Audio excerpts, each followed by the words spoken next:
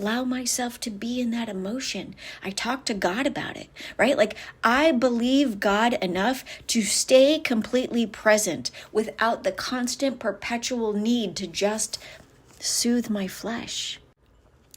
And the fruit of that level of steadiness, the fruit of that level of belief is steadiness. And that perpetual state of steadiness is who I am now. I'm calm. I learned all of this on my weight loss journey. Like, I started seeking God instead of a number on the scale. And when I started seeking number one instead of a number on the scale, weight loss became a byproduct. But the thing that was the biggest shift on my journey was the very fact that as I lost weight, I gained my life in Christ. And God did that all through my weight loss journey. And now I live at a point where, like, stressful things happen in my life, right? Like, I'm not living without stress. I'm not living without bad circumstances. I'm living in the same world that you're living in. But now whenever I sense stress or I have pressure or I feel weighed down and heavy in one area of my life, I no longer operate from a place of panic as soon as uncomfortable situations happen.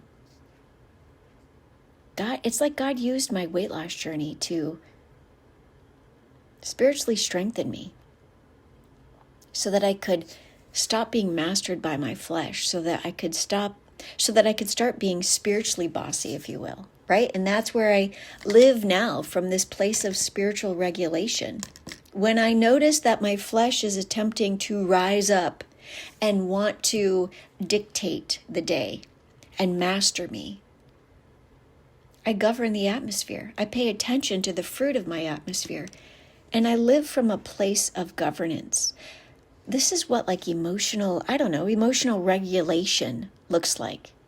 And it's not where I suppress anymore. I don't live from a place where I suppress or I eat my emotion or I look for ways to escape it. This is governance. This is what you need in order to live in the fullness of who you are meant to become. It doesn't matter what area of your life where you are currently struggling, whether it's weight loss, whether it's in your career, it doesn't even matter. You need to learn how to start operating from this place. It just so happens to be that the Lord taught me this on my weight loss journey.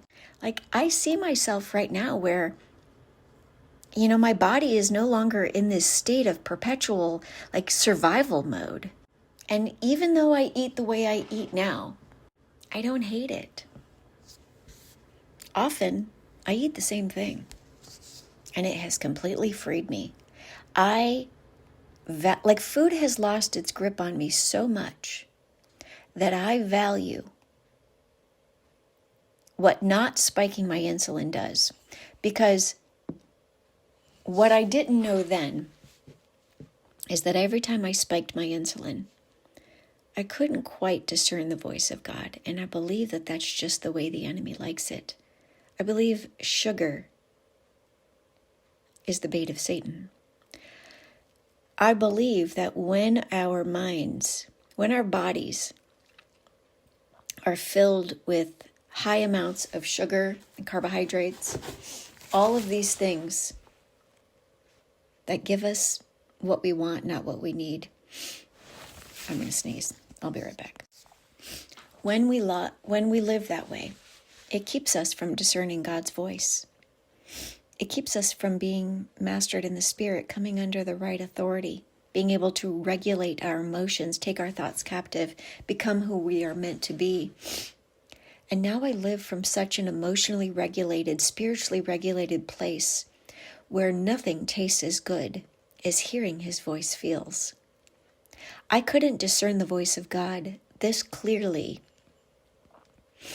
when I was eating standard American diet foods, when I was so hyper-focused on the wrong numbers, perpetually, daily, mastered by them.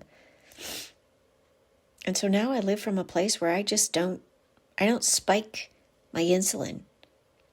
I don't allow myself to eat things that crash my blood sugar. Like, I'm at a point now where I